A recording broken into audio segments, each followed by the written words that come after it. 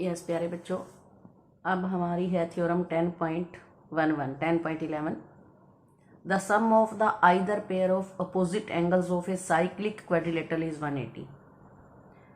Means cyclic quadrilateral क्या होता है? What is cyclic quadrilateral? A quadrilateral whose all the vertices lie on the circle. ABCD is a given cyclic quadrilateral जिसके चारों vertex circle के ऊपर लाई करते हो, वो होता है साइक्लिक क्वाड्रिलेटरल। हमने प्रूव करना है कि A plus C opposite angles का सम 180 होता है और B प्लस डी भी 180 होता है। ठीक है, प्रूफ में क्या है? बहुत आसान है। We know that angles in the same segment of a circle are always equal. ये थ्योरम मैंने पीछे करी है, आज ही भेजी थी कि angles in the same segment of a circle are always equal. Means इन मैंने नंबरिंग करी है 1 2 3 4 5 6 7 8। तो कैसे इनका रिलेशन है? क्वाड्रिलेटरल है ABCD। बहुत आसान तरीके से मैंने किया इसको। सबसे पहले मैंने AB साइड ली। देखो, this is AB side, AB code, ये कोड है और ये चीज जो है ये आर्क है। तो AB आर्क जो है इधर माइनर आर्क है, तो एंगल 1 और एंगल 2 दोनों ही AB से बने हैं। देखो, A और B से एक लाइन निकल के जाती है जो C पर जा रही है, A और B से एक लाइन निकल के जाती है जो यहाँ D पर भी मिलती है। तो एंगल 1 और एंगल 2 जो है वो angles in the same segment कहलाएंगे। तो angle 1 is equal to angle 2। अब मैंने लिया साइड BC। अगर मैं कोड BC को लेती हूँ तो ये BC एक आर्क हो गई, ये माइनर आर्क है, तो ऊपर सारी मेजर बच गई। तो BC से कौन कौन से बने? B और C से निकल के गया 3 और BC से निकल के गया 4। तो angle 3 is equal to angle 4। फिर मैंने ली CD, जिसको मैंने ऑरेंज से दिखाया, ये उसकी आर्क है, तो इसको मैंने ऐसे अपनी तरफ घुमा लिया। तो एंगल 5 और एंगल 6 इसी आर्क से बने हुए हैं रिमेनिंग पार्ट पर, मीन्स सेम सेगमेंट में एंगल है। और उसके बाद आती है बारी AD से इधर जाओ तो एंगल 7 बनता है और इधर जाओ तो एंगल 8 बनता है। That means angle 1 is equal to angle 2, angle 3 is equal to angle 4, angle 5 is equal to angle 6, angle 7 is equal to angle 8। Now by angle sum property of a quadrilateral. Quadrilateral का मतलब हमें पता है कि एक quadrilateral के चारों angles का सम 360 होता है। तो मैंने लिख दिया angle A plus angle B plus angle C plus angle D is equal to 360। अब A पर है कौन कौन? यहां से देख के चलो, 3 और 6, 3 प्लस 6। B पर कौन कौन है? 2 और 5, 5 और 7, 5 एंड 7 है।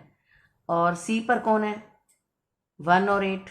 और D पर कौन है? 2 और 4 इज इक्वल टू 360। मीन्स सारे कवर हो गए यहाँ पर 1 2 3 4 5 6 7 8। अपने को प्रूव करना है angle A plus C is equal to 180। तो आपको ये देखना है कि एंगल A और C पर कौन कौन से हैं। एंगल A पर हैं 3 और 6 और C पर हैं 1 और 8। तो मीन्स हमने इन 8 की जगह पर 4 बनाने हैं।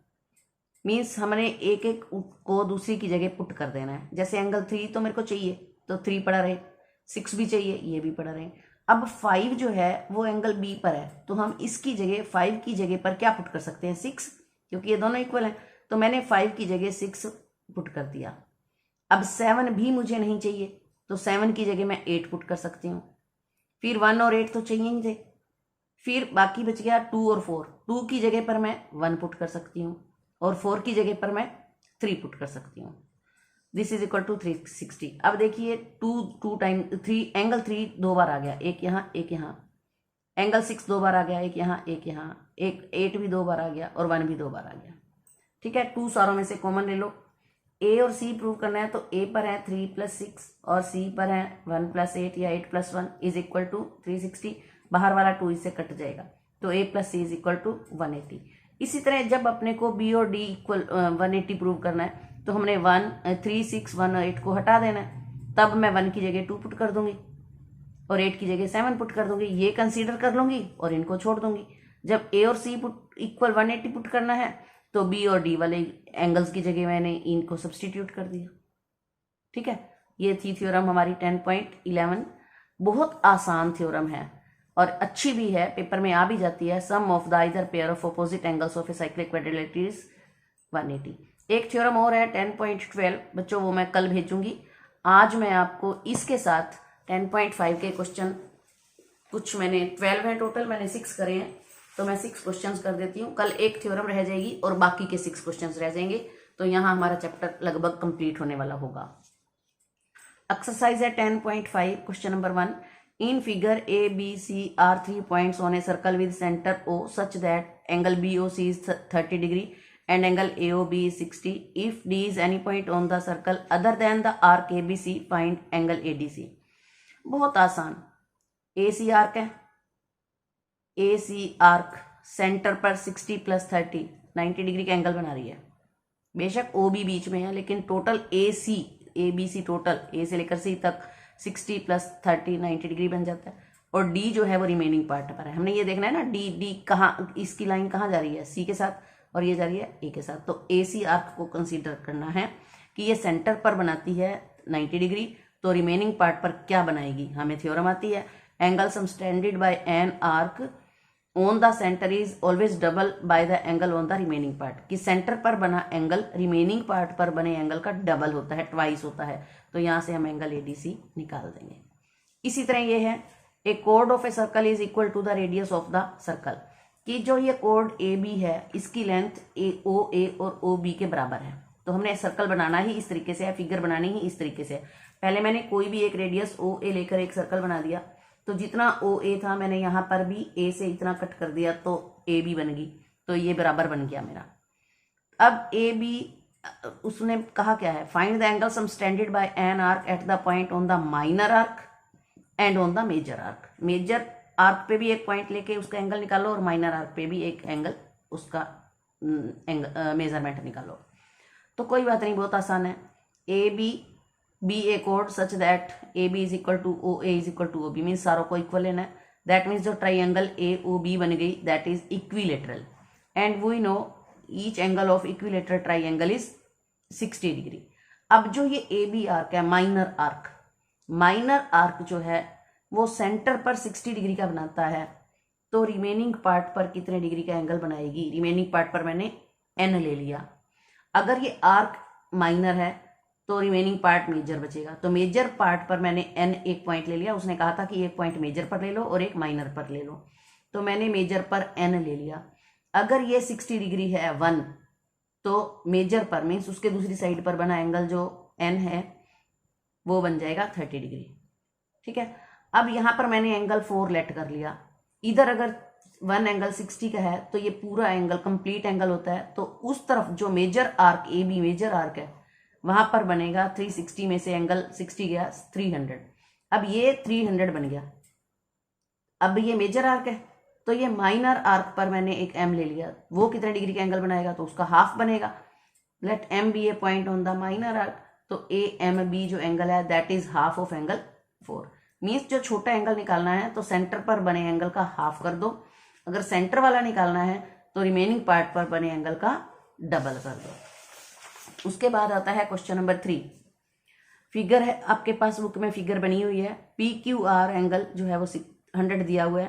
पी क्यू आर पॉइंट्स हैं सर्कल के ऊपर विद सेंटर ओ, और ओ पी आर निकालना है। एंगल ओ पी आर, ये वाला एंगल निकालना है।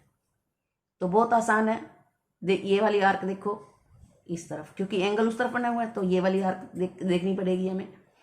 आर्क है पी एक्स आर, जो कि सेंटर पर एंगल 1 बनाती है।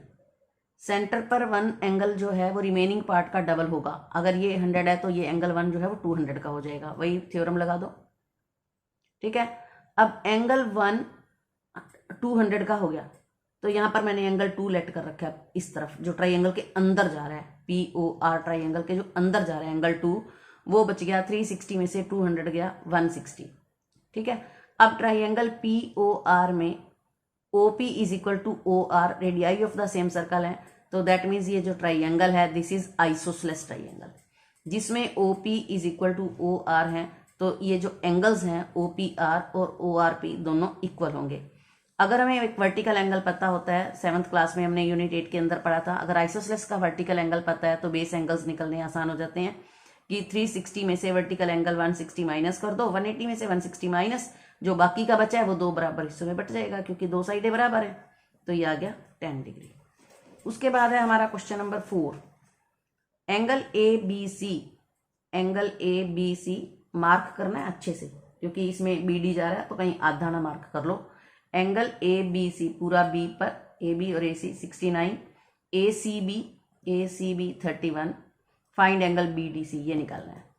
तो हमने देखा ध्यान से कि जो 69 है वो बनता है AB और AC से, AB और BC से, और जो 31 है वो बनता है AC और BC से। मीन्स एक ट्राइंगल पूरी हो रही है ABC, जिसमें हमें 2 एंगल दिए हुए हैं। हमने तीसरा एंगल निकालना है पहले, तो मैंने बाय एंगल सम प्रॉपर्टी से तीसरा एंगल BAC ये निकाल लिया। अगर मैंने ये एंगल निकाल लिया है तो ये और ये angles in the same segment से निकल जाएंगे। तो एंगल A निकल गया मेरा 80 degree, angle BAC and BDC are lie in the same segment. So अगर ये 80 है तो ये भी 80 हो जाएगा। उसके बाद है हमारा क्वेश्चन नंबर 5, बहुत आसान है ये भी। ABCD are 4 points on a circle, AC and BD intersect at a point E such that angle BEC 130 degree and ECD is 20 degree, find BAC, ये निकालना है। तो कोई बात नहीं, थोड़ा सा हम दिमाग लगाते हैं। भाई हमें यहाँ पर 20 डिग्री दिया हुआ है, निकालना तो ये है, लेकिन हमें समझ आ रहा है पिछले सम के अकॉर्डिंग कि A और D angles in the same segment है। अगर मुझे D का पता लग जाए तो A अपने आप निकल जाएगा। तो हम दिमाग लगा के D निकालते हैं। अब D निकालने के लिए ट्राइंगल EDC दिख रही है मुझे, जिसमें C दिया हुआ है। अगर E का पता चल जाए तो D निकल जाएगा। तो मैंने 130 के साइड में एंगल 1 लेट कर लिया, तो ये लीनियर पेयर बन गया 130 एंड एंगल 1। तो यहाँ से एंगल 1 जो है वो 50 डिग्री निकल गया। अब ये 50 डिग्री है, ये 20 डिग्री है, तो बाय एंगल सम प्रॉपर्टी से एंगल D निकल जाएगा। तो एंगल D निकल गया 110।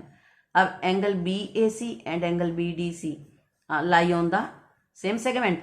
अगर ये 110 है तो ये भी 110 हो जाएगा। ठीक है। उसके बाद हम आते हैं क्वेश्चन नंबर 6 पर। ABCD is A cyclic quadrilateral whose diagonals intersect at a point E if DBC is 70 degree and BAC is 30 degree, find BCD. Further, if AB is equal to BC, find EDC. Means हमें एक तो ये दिया हुआ है 30 degree, एक ये दिया हुआ है 70 डिग्री, ये दो दिए हुए हैं। तो हमने 2 हिस्से निकालने हैं, एक तो BDC निकालना है पूरा BCD, और एक ये छोटा ECD निकालना है। कोई दिक्कत नहीं, बड़ा आसान है, मैंने मार्क कराया कलरफुल। CD एक आर्क है, CD आर्क यहाँ पर एंगल 1 बनाती है और CD आर्क यहाँ पर एंगल 70 डिग्री का बनाती है। अगर ये 70 है तो वो भी 70 हो जाएगा। अब एंगल A पूरा पता लग गया, ये 30 डिग्री गिवन था, ये 70 निकल गया, तो एंगल A हो गया 100 डिग्री। अब ये साइक्लिक क्वाड्रिलेटरल है ABCD। साइक्लिक क्वाड्रिलेटरल के अपोजिट एंगल्स का सम 180 होता है। तो एंगल जो BCD निकल जाएगा वो निकल जाएगा 80 डिग्री। ठीक है, ये मैंने सारा कर दिया। अब हमने ये वाला पार्ट अलग निकालना है। ये पूरा तो 80 हो गया, लेकिन ये पार्ट नहीं पता। अब उसने ये भी कहा है कि BC और AB बराबर है, AB और AB और BC बराबर है। ट्राइंगल ABC देखते हैं। ABC में AB और BC इक्वल है, मीन्स ये ट्राइंगल आइसोसेलेस है। अगर AB और BC इक्वल हैं तो इनके अपोजिट एंगल्स एंगल A और एंगल C भी इक्वल होंगे। दैट मीन्स एंगल 2 जो होगा that will also be 30 degree. Total ये 80 है, ये 30 हो गया, तो ये निकल जाएगा 50 डिग्री। So clear. इसको वीडियो को एक या दो बार देखें, ध्यान से समझने की कोशिश करें और ये सम अपनी कॉपी पे करें। कल एक थ्योरम रह गई 10.12 एंड इसके remaining 6 sums. So thank you, have a nice day.